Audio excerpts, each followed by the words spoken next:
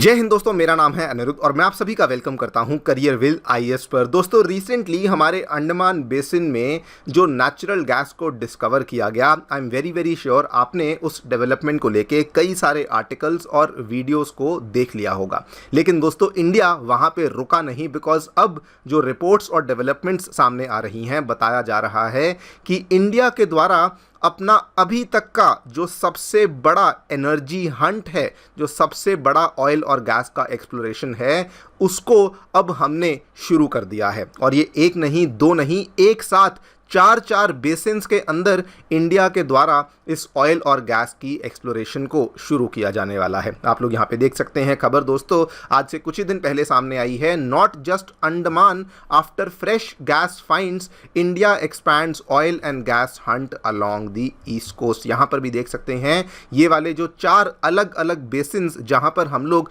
ये वाली एक्सप्लोरेशन को शुरू करने वाले हैं। नंबर 1 इज हमारा Mahanadi basin of the Odisha coast. Number 2 is हमारा बंगाल पूर्णिया बेसिन, जो कि आप जानते ही हैं। नंबर 3 हमारा Kaveri basin of the coast of Tamil Nadu. And number 4 हमारा already established Krishna Godavari basin, जहां पर इंडिया ने कहा है कि वहां पर भी हम लोग एक्सप्लोरेशन को और ज़्यादा तेजी से एक्सपैंड करने वाले हैं। क्या हुआ है, क्या इसका लिंकेज अंडमान वाली खबर के साथ है, वो सभी चीज़ों के बारे में हम लोग चर्चा करेंगे। लेकिन दोस्तों, ये खबर बहुत ही बड़ी बन जाती है। सबसे पहली बात तो इट इज़ बीइंग टोल्ड कि ये इंडिया का लार्जेस्ट एक्सप्लोरेशन है जो कि अनाउंस किया गया है। एंड नंबर 2, जिस तरीके की स्टडीज़ को हमने केजी बेसिन में किया था, वैसी ही स्टडीज़ का इस्तेमाल करते हुए अब बाकी बेसिन्स के अंदर हम लोग एक्सप्लोरेशन को करने वाले हैं। एंड नंबर 3, अभी तक अगर आप देखें, इंडिया का जो मेनली एक्सप्लोरेशन हुआ है वो इंडिया के दोस्तों आपको मेनली वेस्टर्न कोस्ट पर ही देखने को मिलता है। लेकिन now the focus is quickly shifting towards the eastern coast and the eastern basins, जिनको कि अभी तक हमने अंडर एक्सप्लोर किया था। इन्हीं सब चीज़ों के बारे में चर्चा करेंगे। आइए शुरू करते हैं दोस्तों मेरे साथ। मेरा नाम है अनिरुद्ध। यदि आप लोग हमें फॉलो करना चाहते हैं तो दिए गए टेलीग्राम चैनल के माध्यम से ऐसा कर सकते हैं। All right, directly coming to the news, क्या देखने मिला दोस्तों? सबसे पहले हमारे अंडमान बेसिन के अंदर ये सेकेंड टाइम हमें कंफर्मेशन देखने को मिली कि वहाँ पर हमें हाइड्रोकार्बन्स देखने को मिलते हैं। टू बी वेरी प्रिसाइज, वहाँ पे नेचुरल गैस की डिस्कवरी को कंफर्म किया गया इन दी विजयपुरम 3 एक्सप्लोरेटरी वेल, जो कि हमारे अंडमान आइलैंड से 15 किलोमीटर के ईस्टर्न साइड पे लोकेटेड थी। अगर ये हमारे अंडमान आइलैंड्स हैं, ये हमारे निकोबार आइलैंड्स हैं, तो इसके ईस्टर्न साइड पे 15 किलोमीटर की दूरी पे लोकेटेड थी।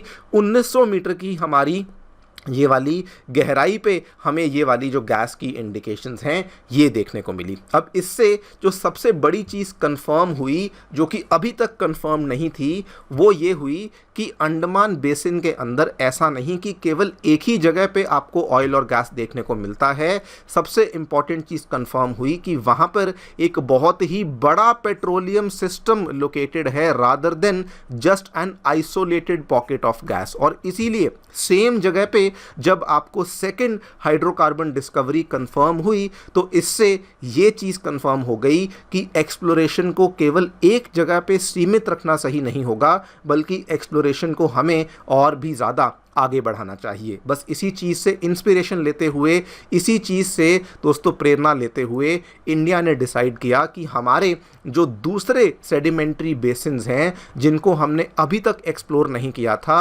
अब हम लोग उनको भी एक्सप्लोर करने वाले हैं। ये दोस्तों हमारे सेडिमेंट्री बेसिन्स का मैप है, जिसमें हरी रंग वाली जो ये आपके बॉक्सेस हैं, ये कैटेगरी 1 हैं। जो ये ऑरेंज कलर के बॉक्सेस हैं, ये कैटेगरी 2 हैं। और ये जो पिंक कलर के बॉक्सेस हैं, ये कैटेगरी 3 हैं। कैटेगरी 1 में तो हम लोग ऑलरेडी अच्छा खासा एक्सप्लोरेशन भी करते हैं और कमर्शियल प्रोडक्शन भी करते हैं। ये वो कैटेगरीज होती हैं जिन बेसिन्स में आपको रिजर्व्स देखने को भी मिलते हैं और उन रिजर्व्स को आप प्रोड्यूस भी करते हैं। आप यहाँ पे देखिए, ये मुंबई गुजरात की तरफ देख लीजिए, उसके बाद केजी बेसिन की तरफ भी आप देख सकते हैं। लेकिन सबसे इंटरेस्टिंग कैटेगरी आती है कैटेगरी 2, जहां पर आपको मालूम है कि थ्योरी के अनुसार रिजर्व्स तो देखने को मिलते हैं, लेकिन उन रिजर्व्स को आपने डेवलप और मोनेटाइज नहीं किया। यही सोच के साथ अंडमान के अंदर एक्सप्लोरेशन को शुरू किया गया था। और अब दोस्तों उसी सोच के साथ, चूंकि अंडमान के अंदर ऑयल और गैस को कंफर्म कर दिया गया है, उसी सोच के साथ अब हम लोग महानदी बेसिन के अंदर, बंगाल पूर्णिया बेसिन के अंदर और केजी बेसिन के अंदर भी और साथ में कावेरी बेसिन के अंदर भी हम लोग बेसिकली एक्सप्लोरेशन को और ज़्यादा करने वाले हैं। इसमें आप अगेन देखिए, कावेरी बेसिन को ग्रीन कलर में हाईलाइट किया हुआ है, मतलब कि वहाँ पे हमें मालूम है कि रिजर्व्स अवेलेबल हैं, लेकिन उसके अंदर भी एक्सप्लोरेशन को फिर से हम लोग कर रहे हैं जस्ट टू डिसाइफर कि एग्जैक्टली कहाँ पे जाकर के हमें डीप वाटर ड्रिलिंग करनी होगी। आपको एक एक करके बताता हूं कि चारों जगह पे क्या क्या देखने को मिलने वाला है। महानदी बेसिन जो कि कैटेगरी 2 बेसिन है, आप चाहें तो यहाँ पर भी देख सकते हैं दोस्तों, this is the category 2, Saurashtra, Kutch, Vindhya, उसके बाद महानदी और उसके बाद अंडमान देखने को मिलता है। महानदी बेसिन में कहा गया है कि सेडिमेंट्री बेसिन बहुत लार्ज है,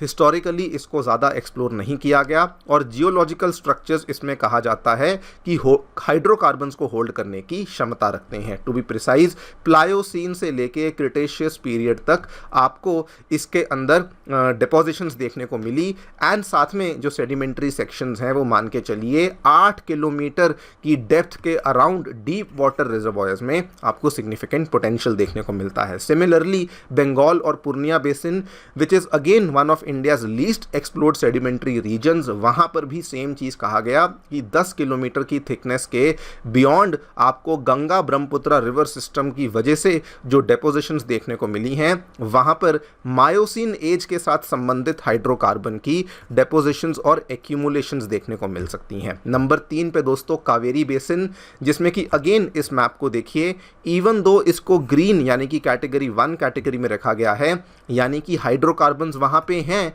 एग्जिस्टिंग एक्सप्लोरेशन हिस्ट्री भी आपको देखने को मिलती है, लेकिन गवर्नमेंट का कहना है कि एडवांस टेक्नोलॉजी के माध्यम से और ज़्यादा डीपर और ज़्यादा प्रिसाइज रिजर्व्स को हम लोग आइडेंटिफाई कर पाएंगे जो कि पुराने सर्वेस डिटेक्ट नहीं कर पाए थे। अगेन ये वैसे तो कैटेगरी 1 में ही है, लेकिन बहुत ही बड़े स्तर पे आज की डेट में वहाँ पे ऑयल की प्रोडक्शन नहीं हो रही। फाइनली केजी बेसिन, जो कि ऑलरेडी दोस्तों टोटल केवल ईस्ट कोस्ट का नहीं बल्कि पूरे भारत का मैं कहूँ one of the most productive offshore gas basin है, जिसमें कई सारी गैस फील्ड्स भी देखने को मिलती हैं। गवर्नमेंट वहाँ पर भी एक्सपेंशन करना चाहती है because existing infrastructure already available है, डेवलपमेंट करने की कॉस्ट वहाँ पे कम आएगी और अगर कोई भी डिस्कवरी वहाँ पे होती है तो बाकी एरियाज़ की तुलना में यहाँ पे आप जल्दी से डेवलपमेंट को स्टार्ट भी कर पाएंगे। This is the primary reason कि केजी बेसिन के ऊपर भी फोकस किया जा रहा है। Now it becomes very very clear कि अब इंडिया पुरानी स्ट्रैटेजी को फॉलो नहीं कर रहा कि एक जगह पे जाएंगे एक्सप्लोरेशन को करेंगे। जी नहीं, अब हम मल्टी क्लाइंट एक्सप्लोरेशन स्ट्रैटेजी को फॉलो कर रहे हैं, जिसमें कि स्पेशलाइज्ड फर्म्स को हायर किया जाएगा जो कि सीज्मिक और जियोलॉजिकल डेटा को कलेक्ट करेंगी। डेटा उसके बाद मल्टीपल ऑयल कंपनीज को बेचा जाएगा, जिसकी बदौलत कल को अगर जो छोटे लेवल की ऑयल कंपनीज हैं वो भी इस सेक्टर में आ पाएंगी। एक्सप्लोरेशन का रिस्क रिड्यूस किया जाएगा बिकॉज अब हम लोग इकोनॉमीज ऑफ स्केल के ऊपर काम कर रहे हैं। जब आप 10 की जगह 100 जगह पे जाकर के एक्सप्लोरेशन करना शुरू करेंगे तो ऑब्वियस सी बात है the possibility and the probability कि आपको तेल या गैस मिलेगा वो ऑटोमेटिकली बढ़ जाती है। एंड ऑब्वियसली ऐसा करने से इंटरनेशनल कंपनीज को ज़्यादा जियोलॉजिकल इंफॉर्मेशन को एक्सेस भी मिलेगा। This is the again one of the very important reason कि हम लोग मल्टी क्लाइंट एक्सप्लोरेशन स्ट्रैटेजी को फॉलो कर रहे हैं।